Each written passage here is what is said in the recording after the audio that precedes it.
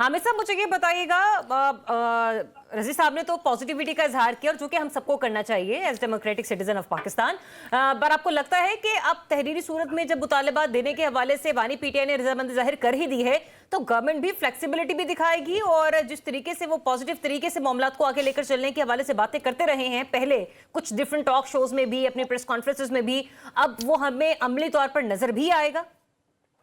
जी बिल्कुल दरियाब, देखिए कल मैंने खुद एक प्रोग्राम में यही जुमला कहा कि मुझे मुज़ाकरात बेनतीजा होते नजर आ रहे हैं। कल तक सूरत हाल तो ऐसी ही थी, लेकिन ये खुशाइंद है। और सबसे बड़ी बात यह है कि देखिए, हम जो मर्जी कहें कि जी सियासी कुव्वतें किसी और तरफ देख रही हैं या मुज़ाकरात के अंदर कोई थर्ड पार्टी की जो है वो रजामंदी जरूरी है, लेकिन सबसे अहम बात यह है कि दो जमहूरी जमातें, हुकूमत और अपोजिशन अगर कामयाब होते हैं मुज़ाकरात में, तो ये बहरहाल जमहूरियत की कामयाबी है। लेकिन इसके अंदर जो सबसे अहम पहलू है वो ये है कि ये एक तासुर भी है और इसमें कहीं ना कहीं हकीकत भी है कि खुद हुकूमत के अंदर भी कुछ ऐसे मैं समझूंगा वुज़रा भी हैं, कुछ हुकूमती अरकान भी हैं जिनको मुज़ाकरात की कामयाबी की सूरत में अपनी कश्ती डोलती नजर आती है। जिनको ये महसूस होता है कि शायद अगर मुज़ाकरात कामयाब होते हैं तो उनकी हुकूमत के जो दिन हैं वो गिने जाते हैं या कम हो जाते हैं। इसी तरह पीटीआई के अंदर कुछ लोग ऐसे हैं जिनको ऐसे लगता है कि खान साहब शायद बाहर आ गए तो वो जो उनका जो सियासत है, हाँ बिल्कुल ऐसे ही है,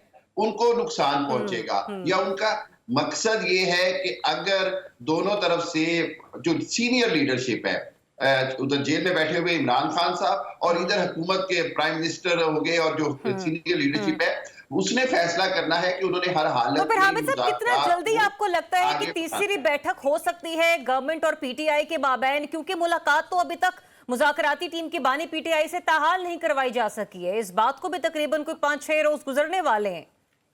मेरा ख्याल है तीसरी बैठक जरूर होगी, लेकिन तीसरी बैठक नतीजा खेज होती है या नहीं ये एक अहम बात है। तीसरी बैठक के होने से पहले इस चीज का तयन होना जरूरी है कि दोनों जानिब से एक दूसरे को हराने की नहीं बल्कि अपने अपने मौक़िफ़ को अच्छे अंदाज में पेश करने की बात होनी चाहिए। अगर ये बात होगी कि हमने एक दूसरे को नीचे दिखाना है, मुज़ाकरात कभी कामयाब नहीं होते। देखें, दुनिया पूरी में मामलात मुज़ाकरात से हल होते हैं और मुज़ाकरात का जो मफ़हूम है वो ये कुछ और कुछ सर, मुज़ाकरात के सबसे बड़े अगर हामी की मैं बात करूं तो वो राना सनाउल्लाह साहब रहे हैं इस मौजूदा गवर्नमेंट में, जो कि मुशीर बराए वज़ीर आज़म भी है। लेकिन जिस तरीके से आज उनकी प्रेस कॉन्फ्रेंस में उन्होंने कुछ जुमलों का इस्तेमाल किया, उससे ऐसा लग रहा कि वहां से भी कोई सख्ती देखने को मिल रही है। बहरहाल राना साहब, मुझे ये बताइएगा कि जो अल-कादिर ट्रस्ट केस का फैसला है सर, एक तो इसको भी क्या बार्गेनिंग चिप के तौर पर तलवार की सूरत में लटकाया जा रहा है बानी पीटीआई पर? दूसरा ये भी कि अब चूंकि बानी पीटीआई राजी हो गए हैं, तो क्या हुकूमत भी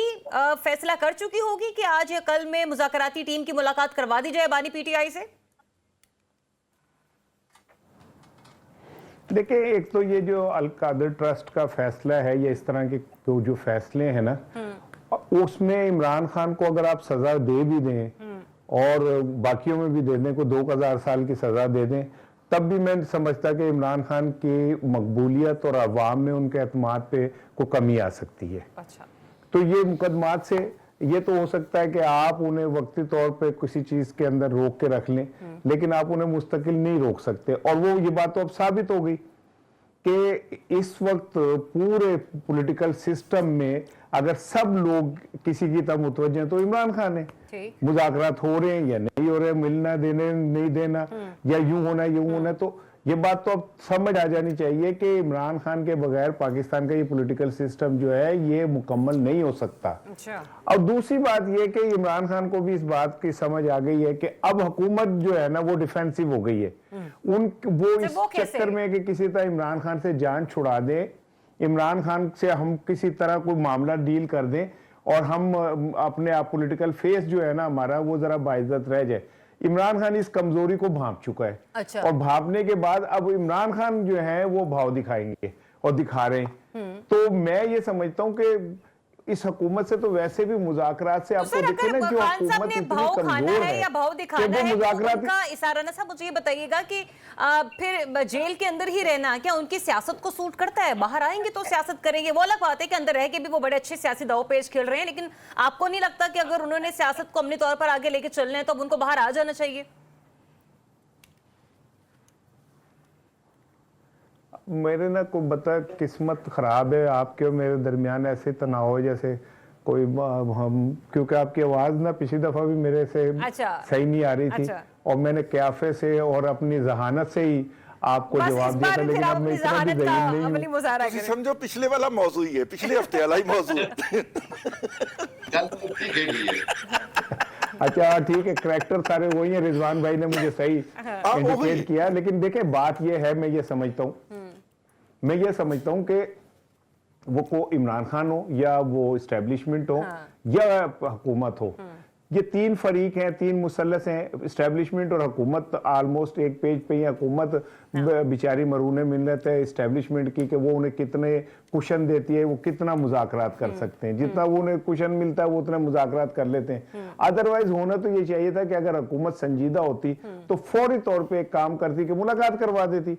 कोई लब लेते, चिटियल मैदान लब लेते, कोई जंगल, कोई पहाड़ी, कोई दरख्त के ऊपर जहाँ पे बंगी ना होती, वहां पे बैठ के बात हो जाती ताकि किसी को वो आवाज ना पहुंचे। आप ये कह रहे हैं कि हुकूमत की संजीदगी का जो है वो एक बहुत बड़ा सवाल ये निशान है। Is that so? संजीदगी का नहीं, बेबसी का, मजबूरी का, बेचारगी का, लाचारगी का, इससे ज्यादा और कोई नहीं हो सकता। ठीक है, ये हुकूमत जो मुज़ाकरात कर रही है ये एक्चुअली विंडो शॉपिंग कर रही है और कुछ नहीं कर रही। अच्छा चलें ठीक है, पॉइंट आपका आ गया।